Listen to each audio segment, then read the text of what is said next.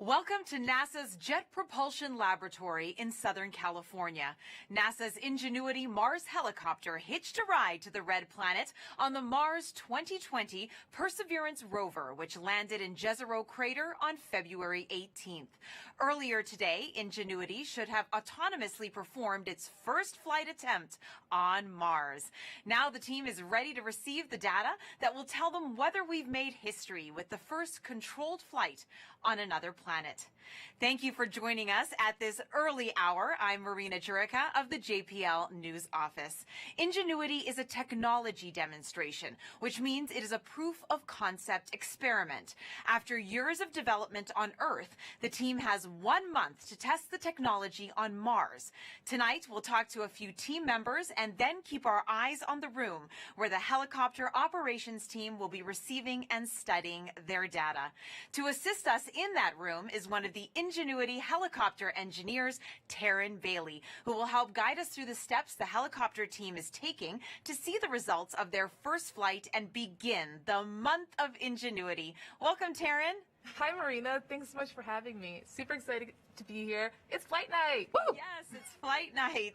You had an integral part with the helicopter team. Can you tell us about your role? Yeah, so I'm a mechanical engineer, and I helped in the assembly, integration, and testing of the Ingenuity vehicle. And it was really important that we simulate a Mars-like atmosphere in our testing. And in doing so, we knew it would give us the best chance to execute a real flight on Mars. And that's not an easy feat. Flying on Mars is much different than flying on Earth. Very difficult. It's less than 1% of Earth's atmosphere, making it very difficult to fly and generate enough lift. So, Taryn, what is the Ingenuity team preparing for right now? What are they waiting to see? We're waiting to see data confirming that we executed our first flight. The actual flight on Mars took place earlier today, and that's because Mars is over 178 million miles away, so there's a little bit of a delay. The data is expected to hit the Deep Space Network at about 3:34 a.m. Pacific time, and we'll start processing the data shortly after that to see how we did. Fingers crossed. Thanks so much, Taryn. We'll be coming back to you shortly as we get closer to the start of the data downlink. What started out as a dream is now becoming reality for the Ingenuity helicopter team. Let's take a look at their journey. Sometimes you have to do something just to show that you can do it. When the Wright brothers flew for the first time, they flew an experimental aircraft. And in the same way, the Mars helicopter is designed to show that we can fly powered helicopter flight in the Martian atmosphere.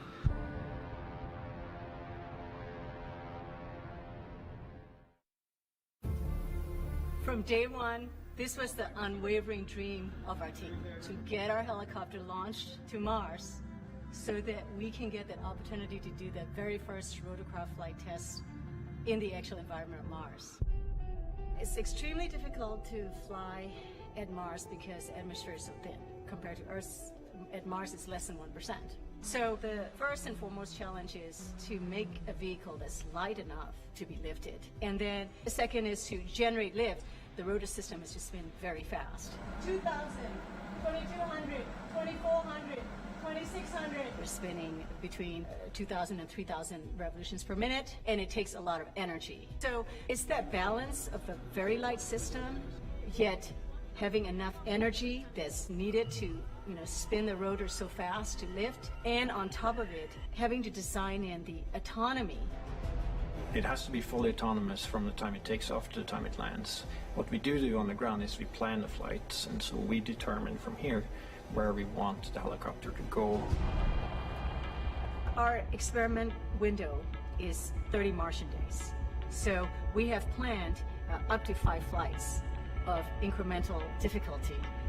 The very first flight, the main thing is we want to get the legs off the ground, and so we will basically go up about 3 meters, and we'll hover there, and then we'll come down again, and that will be the first, really major milestone.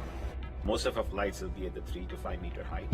We will be going horizontally again at a few meters per second, probably go out, 50, 70 meters and come back. In successive flights, we'll probably push that further, try to go further. So our priority will be to get back engineering telemetry and not so much images, but I'm sure we'll return a few, because they'll always look cool. At this point, we've tested all we can on Earth. We have mathematical models that shows how it will fly at Mars, and we've tested it in the simulated environment that we can create on Earth. It really is time now to do the real flight tests at Mars. Nothing is a given, but we have done everything we can in terms of a test program here on Earth. The vehicle's performing extremely well so far. It's been doing exactly the right thing, even right now when it's bolted onto the Perseverance rover. So there's a very good chance that we'll pull it off, yes. But it's still high risk, and none of us forget that you could have a glitch that, could mean end of mission, yes. It's going to be exciting, reacting to any surprises we have. We can't wait. What's really most important is everything we're learning here is for the future rotorcraft systems that we want to introduce into space exploration.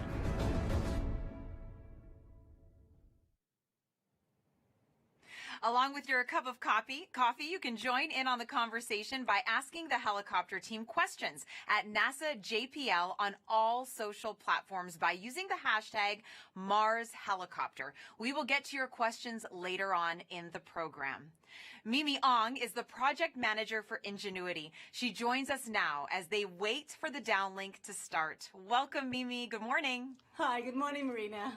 Now, Mimi, this has been quite the journey for you and your team. How do you feel finally reaching this moment? Our team has been working on the Mars helicopter for over 6 years, and for some even longer, towards this ultimate dream of experimenting the first flight at Mars. Here we are. Yes, here we are. And last week was a little bit of a week for you guys. You've had some technical challenges. What made you decide to go ahead with the first flight attempt this morning? April 9th was a surprise. We were 2 days away from first flight and just onto our very last checkout, high-speed spin of the rotor system. And there we discovered an intricate timing issue that was preventing the helicopter from transitioning to flight mode, the mode that we need to be in to spin the rotor system high speed. So right after we found that, our team went into high gear, identified 2 possible solutions in a couple of days, and we picked the solution that is really the most simple, most straightforward option. So a note there, though, that the solution that we have adopted, it does transition to the helicopter into flight mode about 85% of the time. So when we go to flight, and if we don't go into flight mode, the helicopter will stay safe, and we will attempt the first flight again. So just last Friday, we took this solution, applied it to Ingenuity, and successfully spun Ingenuity's rotor system full speed. So next step is our first flight attempt now. And to give folks at home, Mimi, some perspective, the goal is to fly on a planet that has just 1% the atmosphere of Earth. And you're controlling that flight from over 100 million miles away. How difficult is that? Very, very difficult to fly a rotorcraft at Mars. A rotorcraft pushes the atmosphere to generate lift. And when there is that little atmosphere, the rotor system has to spin really fast. In fact, we'll be spinning over 2,500 revolutions per minute for this flight today. And Ingenuity is less than 1.8 kilograms, right? 4 pounds.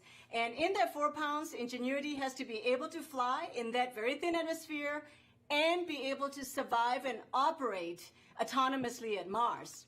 For example, Ingenuity, our little 4-pounder, has been on the surface of Mars, keeping itself warm throughout the cold nights, down to minus 130 degrees Fahrenheit, and it's been doing that every day. So on top of that, our flight experiment at Mars, we are operating it all the way back here from Earth. So yeah, it's very challenging, but we're ready. Oh, Ingenuity is small, but it is mighty, and the team has come so far already. What other milestones has the helicopter team already achieved before this morning? Ingenuity has passed all of its milestones leading up to the first flight. So performed perfectly during cruise, survived the drop, and has been charging itself with high good energy levels. Each time it's been communicating daily to the base station and keeping itself warm. And with the rotor system all checked out to full speed, Ingenuity's ready to go. And at the high level for the Mars helicopter technology project, we have 3 goals that are in line with NASA's agency-level objectives. The first is to demonstrate here on Earth that it is possible to fly a controlled power flight in the thin atmosphere of Mars. We've done that. The second objective is to perform that actual flight at Mars. Well, we're about to get data back very soon here on that first flight. And the third is to return data to inform engineers working on designing future generations of Mars helicopter. We have received valuable information data back since we have dropped on the surface. And tonight's data from the first flight will be extremely important. So we're ready to go. We are ready to go. Now, what is success going to look like for you guys tonight? So there are 5 scenarios. Okay, so if the solution we implemented successfully transitions the helicopter to the flight mode, we'll be all right. But if it doesn't transition, then we will be attempting the flight again tomorrow. If we don't get to flight mode tonight, then we'll go on. If we go successfully to the flight mode, there are 4 scenarios. Full success in flight. Second scenario could be partial success in flight. The third would be not having sufficient information, in which case we'll need more time to determine what happened. The fourth could be failure. So whatever the outcome, we are set here to learn. And a bright future is ahead, Mimi. The risk is huge, but the reward is high. We will all be rooting for your team. Good luck. Thank you, Marina. As we get closer to the data arrival, let's talk to Tim Canham, Ingenuity Operations Lead. Thanks for joining us, Tim. Thanks, Marina. Glad to be here. Now, how does the data even get here from the helicopter to the team? Well, as they say, sometimes it's complicated, right?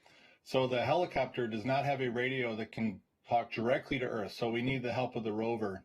As a matter of fact, the rover has an instrument on board, which is also built by the helicopter team, called the Helicopter Base Station. The Helicopter Base Station has a radio which talks to the helicopter. So as you have heard earlier today, the helicopter flew. As it was flying and after landed, it transferred its data to the base station. And then the rover takes the data from the base station and transmits it to an orbiter. That would be the MRO orbiter. And then the MRO orbiter turns to Earth and then sends all the data to the Deep Space Network. At that point, the Deep Space Network itself turns around, sends it to JPL and into the ground data systems. At that point, when it shows up, our team can take that data and decode it and see what happened during the flight. It sounds like it has to be well choreographed, Tim. How do you plan the first flight? It's a remote autonomous operation. What goes into the planning and the execution? Well, you know, we've done it all as a team, as we have all along. It's been a challenge with COVID to be remote, but we learned new ways to work together.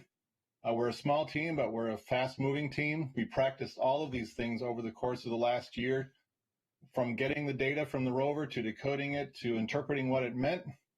And as we got to Mars, when the rover landed us safely, we were able to start our survey for right field, and we found it, fortunately, right near where we landed. And so working with other instruments on the rover, like META with the weather instrument and ZCam, which is this beautiful camera to take pictures, we planned our flight. The flight will be about 40 seconds long. We'll lift off, we'll pivot towards the rover, and then we'll land. It's going to be a very basic flight. We want to do the very basic things first to make sure that we can do our flight. And then at that point, we will get all our data back and look at it. But we had to practice all those things. And we've been using this time on the surface to get familiar with the vehicle and how it operates and work around those various troubles that Mimi talked about. And the team is ready to go. And Tim, what specifically will the helicopter team be looking for as we go through this morning? So one of the great things about this helicopter is it has a very powerful processor. It's tiny, but it's powerful, and we get lots and lots of data. The processor itself is about 100 times as powerful as the processor, even on the rover. And so we get all this data, as I mentioned, that gets sent to the rover, and then the rover sends it to us. So as our downlink lead, Michael Starch, sees that data arrive in the data center, he will decode it and he will look for the successful arrival of the data. At that point, we turn the data over to Hovard Grip, our chief pilot, and he will look at the portion of the data that relates to how the flight went. There are a series of events that the helicopter sends as it transitions through each stage of the flight. And when Hovard is able to verify that the progression went as planned, then he'll turn to the actual data and look at a plot of the altimeter, which is one of the instruments used in navigation, we should see the plot of the altimeter go up to the flight height and then come back down again. And that will be a positive confirmation that we got it. And finally, from the helicopter side, we are snapping a series of black and white downward facing pictures as the helicopter comes in for landing. So if everything goes well, we should see some of those landing pictures and be able to look at them on the screen. So Hovard will display those as well. And then finally, if all goes well, there should be, at the same time our data is coming down, there should be data coming down from the Z-Cam instrument that I mentioned, the Mastcam Z, a really powerful camera system that's going to try and capture us in flight. So if they were able to capture that moment of flight, then they will be able to display those images on their screen and be able to see a quick view of how the helicopter flew. That's how it's going to go.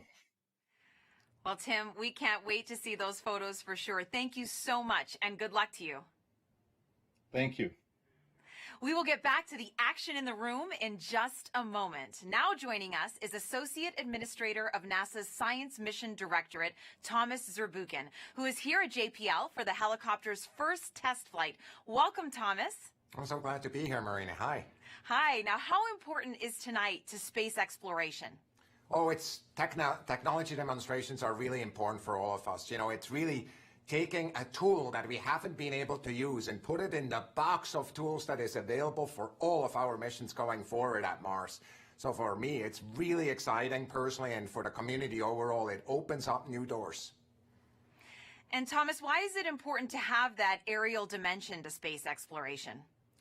There's many applications that require that. Imagine, for example, going into areas of, and exploring them that we cannot use a rover for. There's some of these crater walls that are so exciting. Scientists have been writing papers about it. It's also important to have the aerial dimension in the context of human exploration of Mars, of which we're dreaming even now.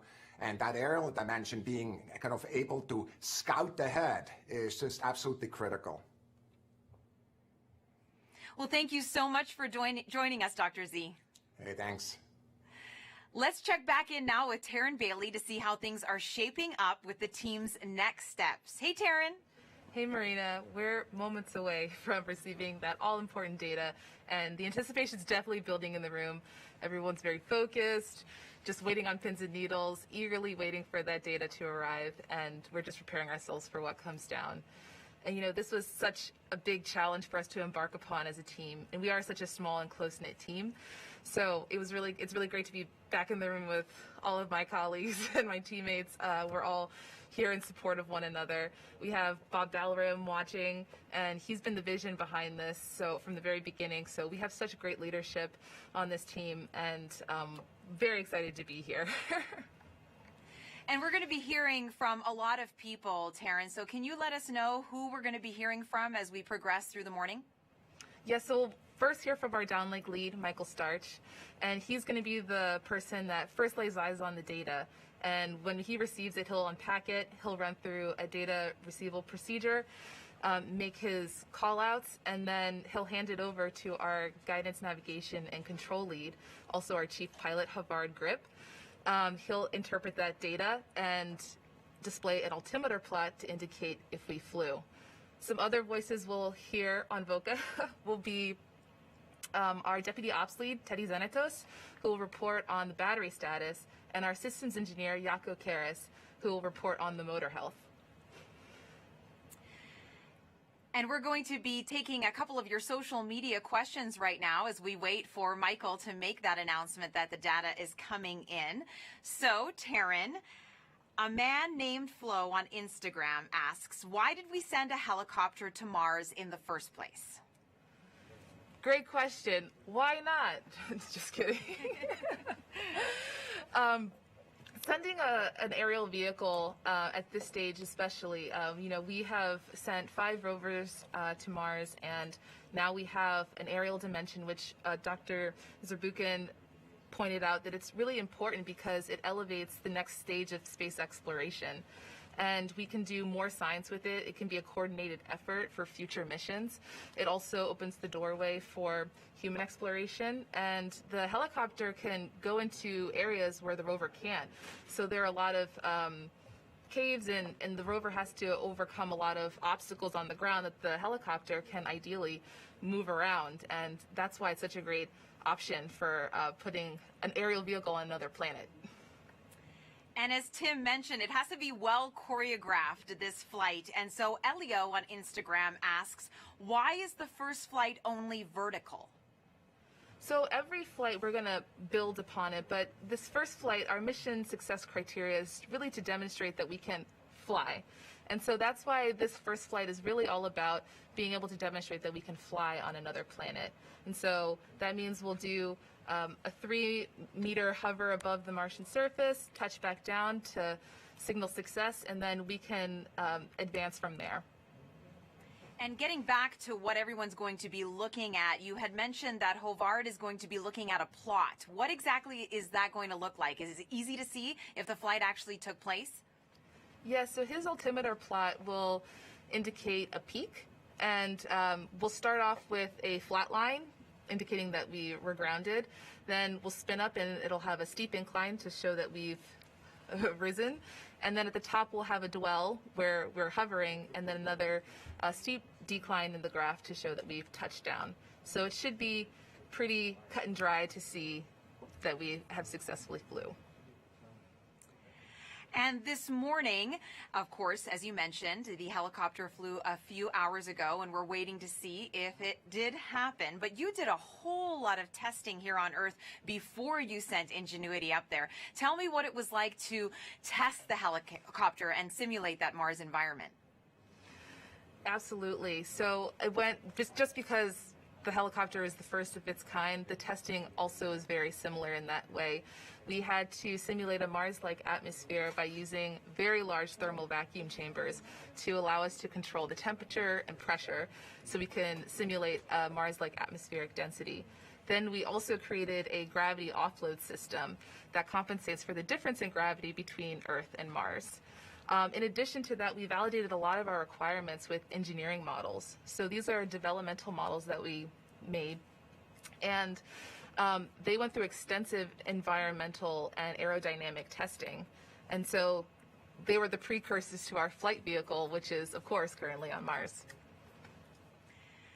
And as Mimi mentioned before, it had to be super light and super fast. Why is that? Flying on Mars is very difficult. You guys have heard it before. It's less than 1% of Earth's atmosphere, and that means that we have to have something really lightweight for us to overcome that mass to generate enough lift. And, you know, kudos and thank you very much to our friends over at Air Environment who designed and built this custom rotor system that is super lightweight. Each blade is less than 2 ounces made of composite material for that very reason. And it spans the distance. The wingspan of this helicopter is 4 feet tip to tip. So that's 1.2 meters. That's super large for something that's essentially carrying the size of a tissue box, just to give you a frame of reference. And in addition to that, generating enough lift involves having high RPM. So we're flying at on an average of 2,500 RPM.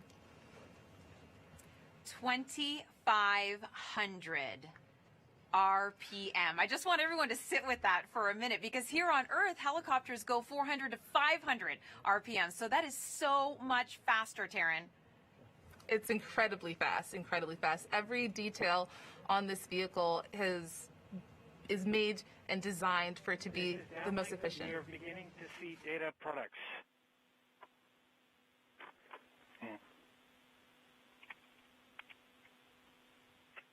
We will continue to watch data products as the full set comes in.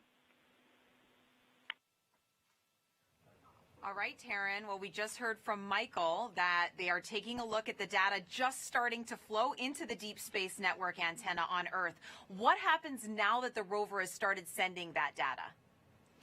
Yes, so for those of you at home, the Deep Space Network is our giant communications network. This is downlink.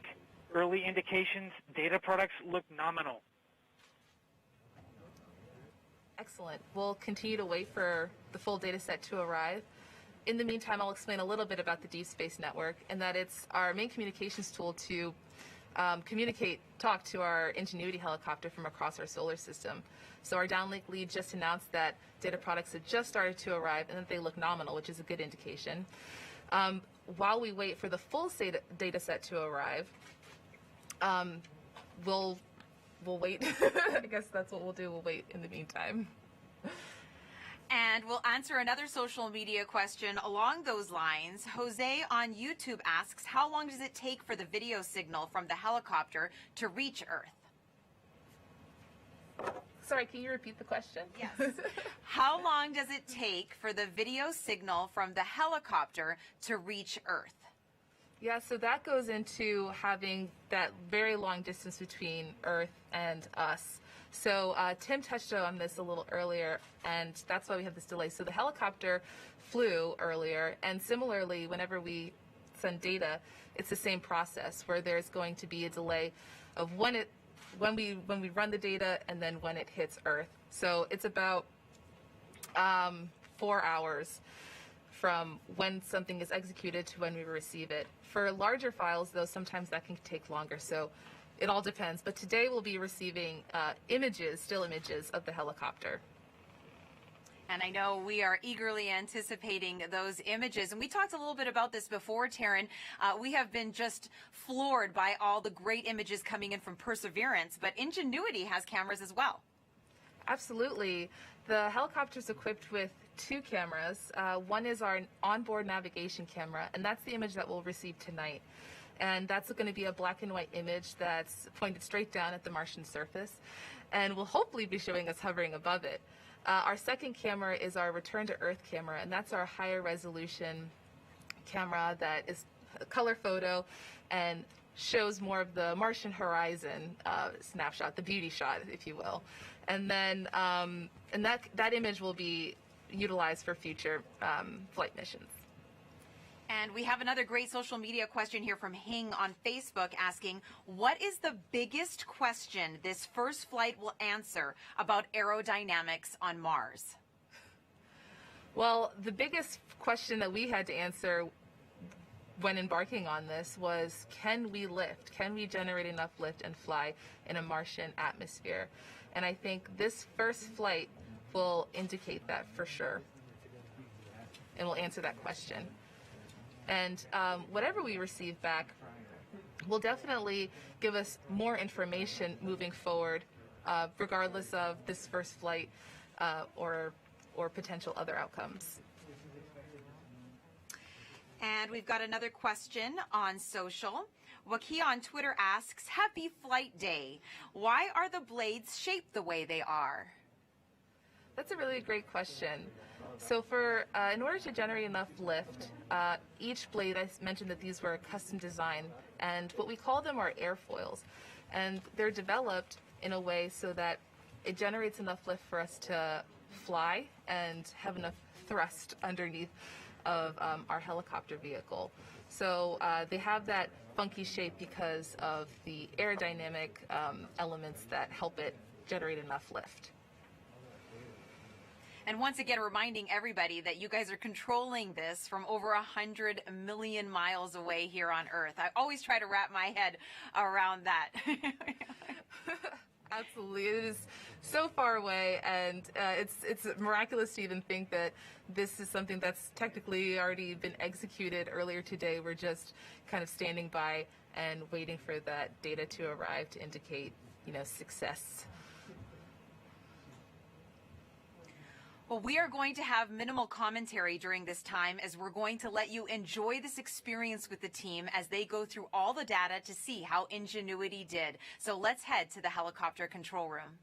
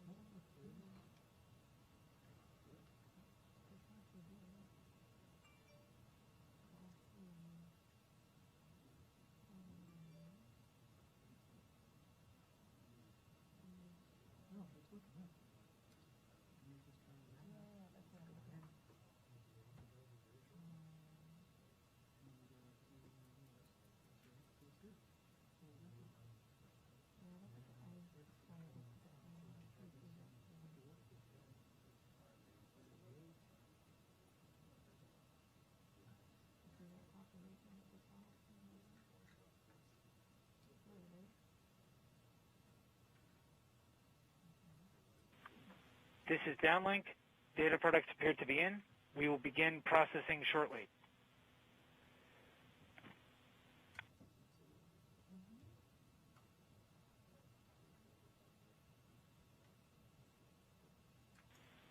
This is downlink. We are beginning to fetch data from Mars 2020.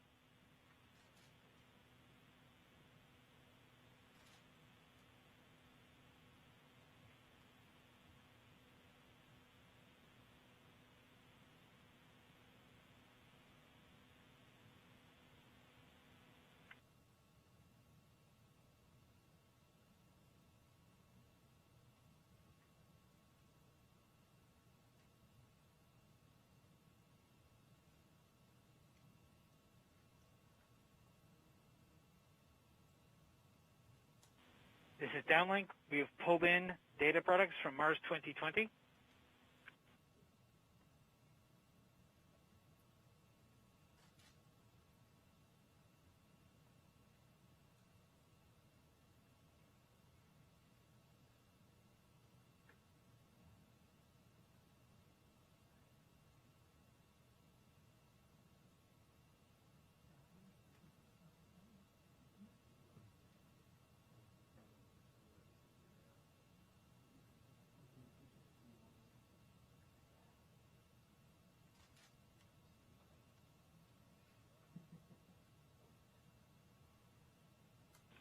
This is downlink, confirming we received Mars 2020 telemetry, confirming that we received Mars 2020 events, confirming that we received helicopter data products, confirming that we have data products, confirming that we unpacked image and 1 Hz data.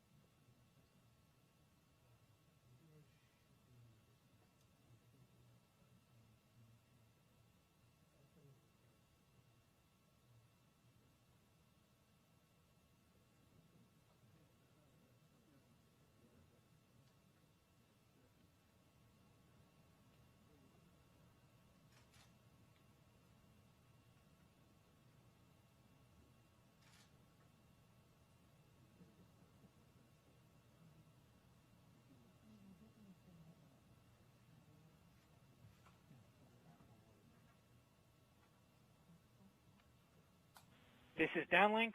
We have successfully ingested 1 Hz data.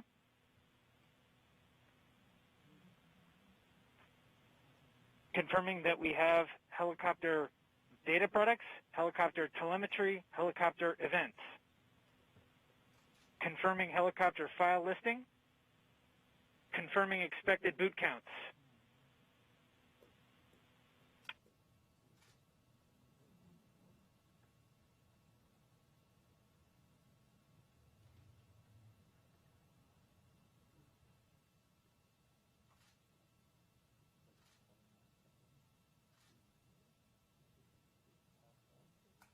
This is downlink, confirming battery data has been received.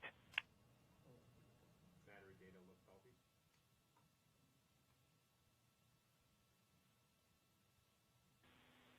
Rotor motors appear healthy.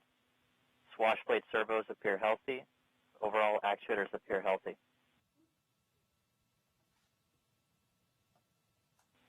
Confirming thermal report generation.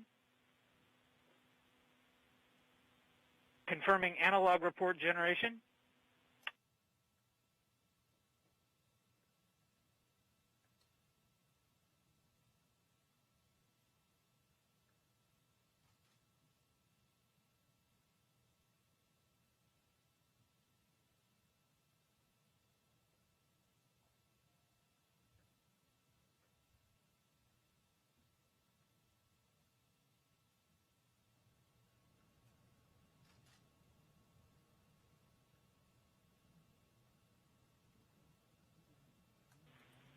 confirming telecom report generation.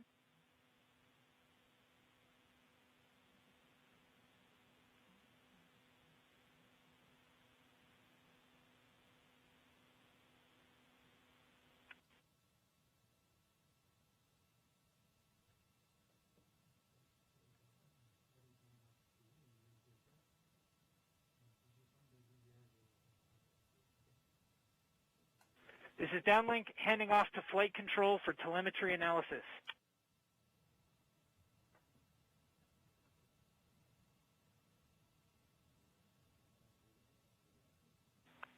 This is flight control, confirming that we have EVRs from Ingenuity. Ingenuity is reporting having performed spin-up, takeoff, climb, hover, descent, landing, touchdown, and spin down.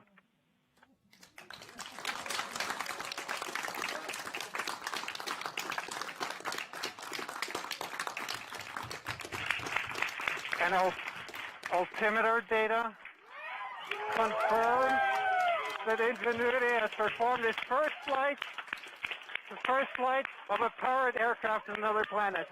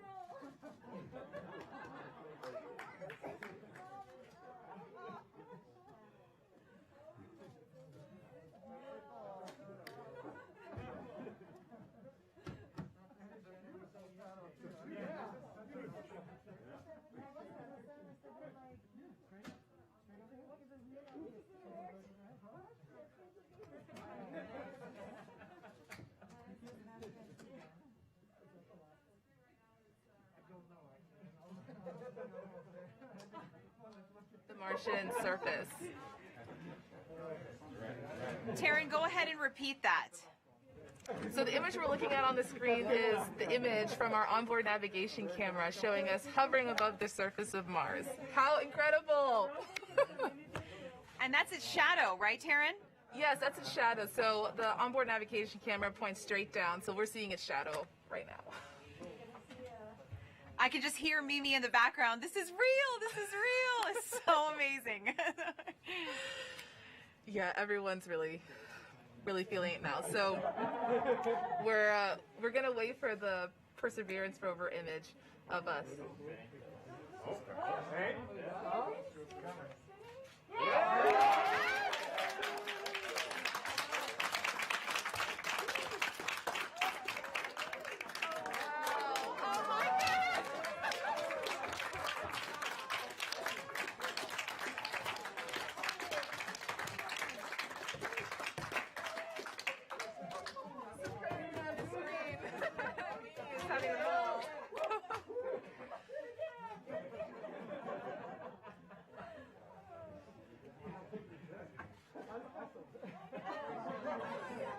Are you guys seeing the Perseverance image? Saw that, Taryn. So yes, explain what we just saw with the Perseverance image. So the Perseverance image is showing us grounded at first. It's actually a video, which is great. It's grounded at first, and then shows us hovering our 3 meters above the Martian surface, and then touching back down. It's amazing, brilliant. Everyone is super excited. So I would say it's a success. I would say.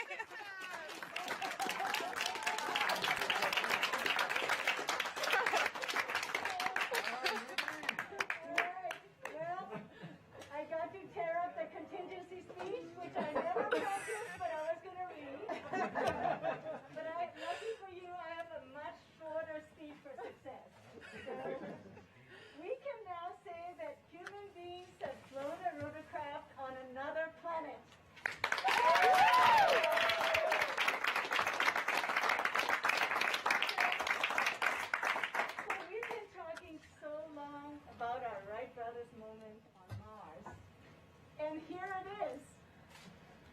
And this project has had many friends who contributed to tonight's success. I see many in the room, the team in the room, the team on WebEx, team members who couldn't join us, and a few of our friends who are no longer with us. They're still in our minds today. And Perseverance rover, the best host little Ingenuity could ever hope for.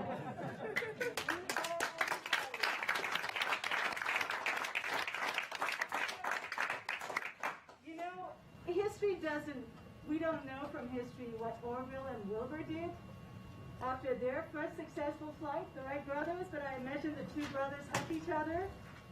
Well, you know I'm hugging you virtually, and you guys haven't been with me for 4, 5, 6 years. If it weren't for COVID-19, you guys don't have a chance of me. So this is all I can do. I'm giving you the hugs. Look, we together flew at Mars, and we together now have our Wright brothers moment. So, you know, history does tell us that soon after that first flight, Wilbur and Orville did go right back to work. They flew 3 more flights that day, higher and further than the first ones. So we know, you know, like the Wright brothers at Kitty Hawk, we know that our time to make a difference at Jezero Crater, Mars is not yet over. This is just the first great flight. So let's enjoy this moment. But we must enjoy this moment because over the years, and there are a few of you especially, but there's some that have never let me celebrate fully. Every time we hit one of these major milestones, not yet, we'll keep moving on. So we must take a moment to celebrate this moment, really important. Congratulations, everybody, congratulations. Take that moment, and then after that, let's get back to work and more flights. Congratulations.